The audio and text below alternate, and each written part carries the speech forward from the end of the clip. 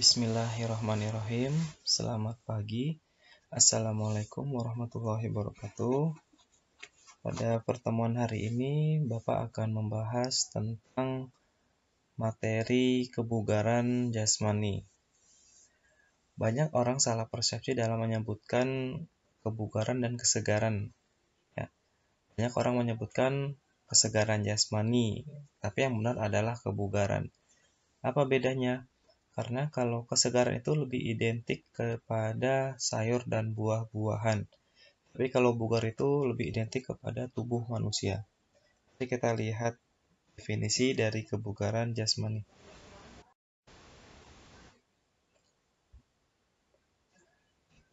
Kebugaran jasmani menurut WHO atau World Health Organization dunia, sehat itu ialah suatu keadaan sehat yang baik berupa fisik, mental, maupun sosial.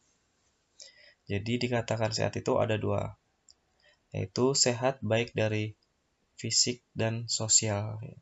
Fisiknya sehat, tidak ada rasa sakit, maupun sosialnya. Jadi tidak ada campuran sosial, tidak ada faktor sosial lainnya. Itu dikatakan sehat menurut definisi dari WHO dunia. Sedangkan kebugaran didefinisikan sebagai kemampuan melakukan pekerjaan sehari-hari dengan tenaga dan penuh kesiagaan, tanpa adanya rasa lelah dan adanya saving energi sehingga tetap dapat menikmati waktu luang dan dapat menanggulangi keadaan-keadaan yang mendadak jika yang tidak diperkirakan. Jadi tubuh seseorang dikatakan bugar itu dia dapat melakukan pekerjaan sehari-hari dengan penuh tenaga dan tanpa kelelahan. Jadi daya tahannya bagus. Dan ketika ada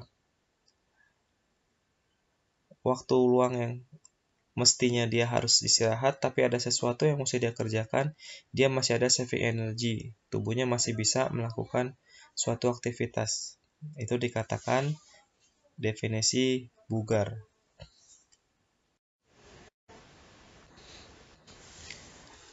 Di sini ada definisi dari bagian fisiologi Fakultas Unpad. Kebugaran jasmani adalah kemampuan tubuh seseorang untuk melakukan tugas pekerjaannya sehari-hari tanpa menimbulkan kelelahan yang berarti. Masih mempunyai cadangan tenaga untuk menempati waktu senggang serta keperluan mendadak. Sama seperti tadi, ya.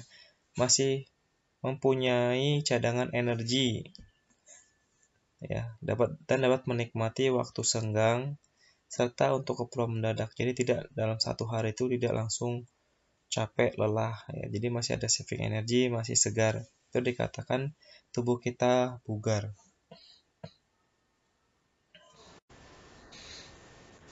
Di sini ada komponen biomotorik atau komponen fisik manusia, yaitu daya tahan, kekuatan, kelentukan, keseimbangan, kecepatan, kelincahan, daya ledak atau power, dan koordinasi. Ya. Nanti di pertemuan berikutnya di praktek nanti kita akan mengetahui bagaimana komponen biomotorik ini dilatih dengan macam-macam baterai tesnya sesuai dengan spesifikasi diri kita sendiri. Mari kita bahas satu persatu dari pengertian komponen biomotorik di atas.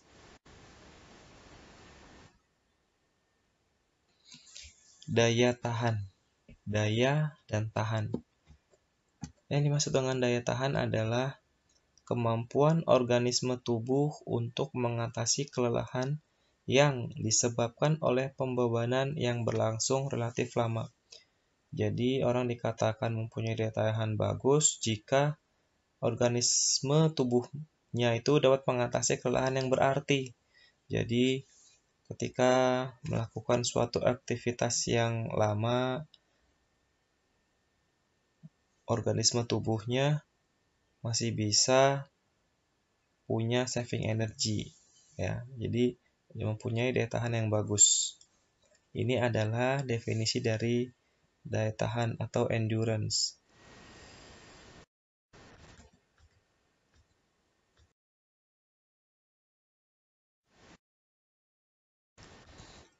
Selanjutnya adalah fleksibilitas. Ya, fleksibilitas. Lihat dari gambar terlihat contoh fleksibilitas, ada orang stretching ya, sampai kaki satunya diangkat, adalah kemampuan gerak maksimum suatu persendian. Jadi orang punya fleksibilitasnya bagus jika persendiannya itu sampai ditarik sampai gerak maksimumnya ya, sampai contoh misalkan split ya, sampai sejauh-jauhnya dia ruang persendiannya mana luasnya, itu jadi maksudnya fleksibilitasnya bagus, kemampuan gerak maksimum suatu persendian.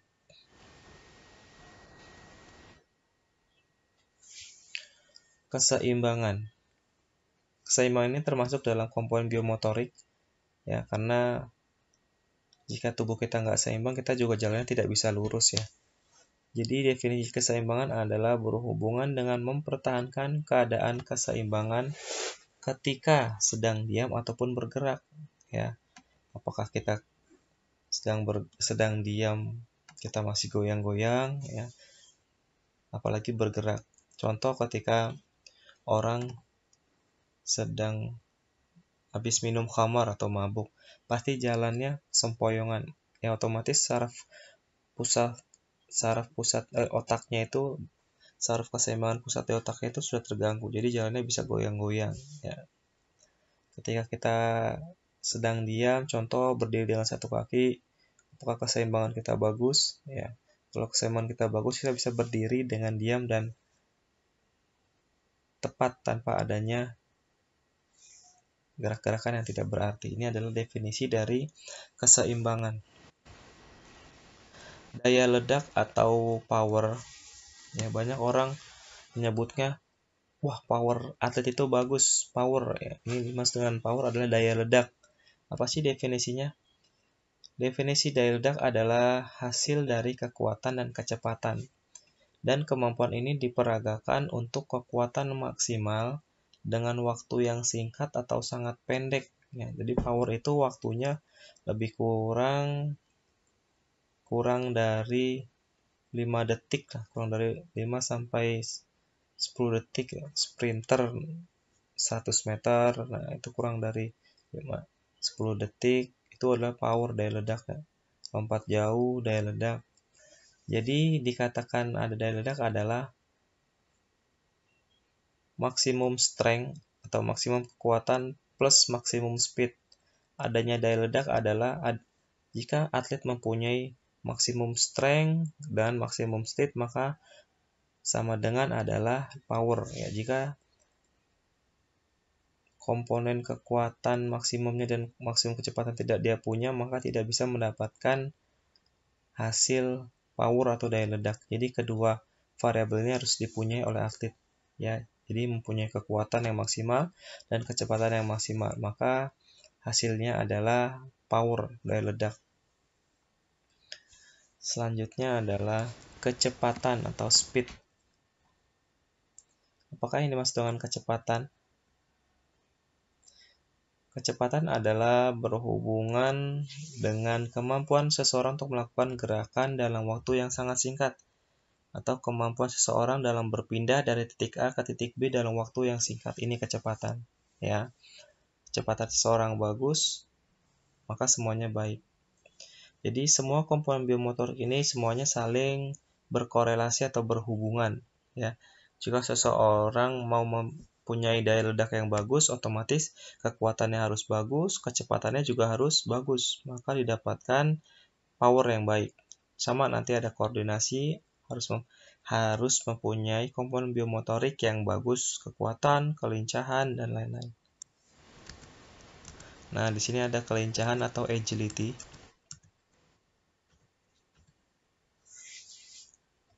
Kelincahan ini berhubungan dengan kemampuan seseorang dalam mengubah arah gerak atau mengubah arah posisi tubuh dengan cepat dan tepat yang tinggi.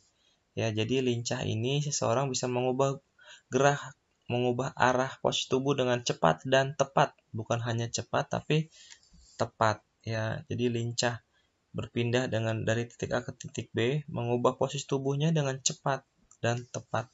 Nah, Lincah ini berkorelasi atlet juga harus mempunyai kekuatan yang baik ya. Kalau tidak mempunyai kekuatan yang baik, contoh di kakinya, dia tidak mungkin bisa mendapatkan kecepatan dan ketepatan yang tinggi. Jadi semuanya saling berhubungan. Selanjutnya adalah koordinasi. Kemampuan seseorang untuk melakukan gerakan dengan berbagai tingkat kesukaran dengan cepat dan efisien dan penuh ketepatan. Nah, kita garis bawahi dengan cepat, efisien, dan penuh ketepatan. Jadi seseorang jika dikatakan mempunyai koordinasi yang baik, jika dia bergerak dengan tingkat kesukaran yang berbeda, tapi dengan cepat, efisien, dan penuh ketepatan. Efisien ini adalah suatu pergerakan yang sangat menghemat suatu energi, ya, baik ruang persendian, energi dari sistem kardiovaskuler kita. Jadi efisien, efektif dan efisien, dan juga harus tepat, ya, tepat, ya. Ini adalah koordinasi. Di sini kita akan lihat ciri-ciri kebugaran jasmani seseorang. Dikatakan dia bugar, yang pertama adalah resisten terhadap penyakit, resisten atau tahanan, ya. Jadi mempunyai daya imun. Jadi seseorang dikatakan bugar, dia tuh berarti punya daya imun yang baik, ya. Jarang sakit. Kedua, memiliki daya tahan kardiovaskuler yang baik. Kardiovaskuler ini adalah otot jantung dan paru-paru, ya. Daya tahan jantungnya baik. Contoh misalkan kalian nanti sudah masuk sekolah, berada di kelas 7 di lantai 3.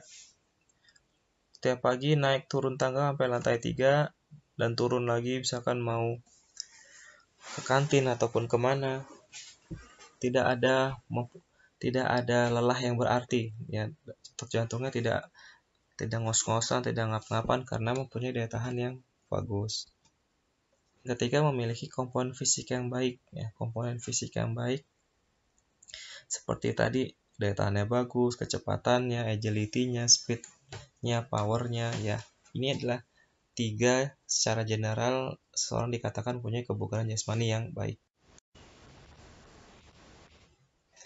Yang selanjutnya adalah kebugaran jasmani yang rendah. Seseorang mempunyai karakter seperti berikut. Yang pertama adalah fisiknya tidak efisien. Fisiknya tidak efisien. Mohon maaf, ada yang kegemukan, ada yang kurus, ya. Kan tidak efisien fisiknya. Contoh orang yang mempunyai badannya obesitas atau gemuk, ya dia cepat lelah, cepat keringatan, cepat ngos-ngosan. Karena kenapa? Karena tidak bugar tubuhnya, ya, cepat capek.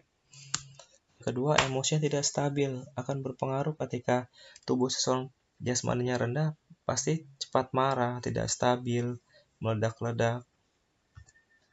Ketiga, mudah lelah pasti. Ketika tubuh kita tidak bugar, pasti kita mudah lelah, mudah capek. Karena tidak terlatih fisik kita. Yang keempat, tidak sanggup menghadapi tantangan fisik atau emosi. Jadi, tantangan fisik atau emosi di sini adalah contohnya misalkan kalian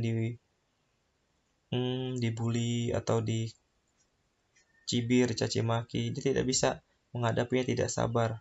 Karena kenapa? Karena kebugaran jasmaninya rendah. Ini salah satu seseorang dikatakan kebugaran jasmaninya rendah. Di sini Bapak akan sekilas menginformasikan tentang bagaimana cara menghitung intensitas latihan kalian. Bagaimana kalian bisa mengetahui denyut nadi maksimal kalian. Untuk apa Pak denyut nadi maksimal? Contoh, misalkan kalian sedang olahraga, contohlah olahraga lari atau jogging. Sampai sejauh mana nih batasan kalian sudah maksimal, ya. Jadi batasannya bukan keringatnya banyak, bukan ngos-ngosannya, ya, tapi denyut nadi, heart rate kalian. Heart rate dapat dilihat dari denyut nadi di pergelangan tangan, pergelangan tangan, dari leher, ya. Bisa dari dada kalian, terus bisa dari kalau yang ada urat di dahinya itu bisa. Bagaimana caranya? Caranya adalah 220 dikurang usia atau umur. Itu sama dengan denyut nadi maksimal kalian dalam latihan. 220 dikurangin usia atau denyut maksimal.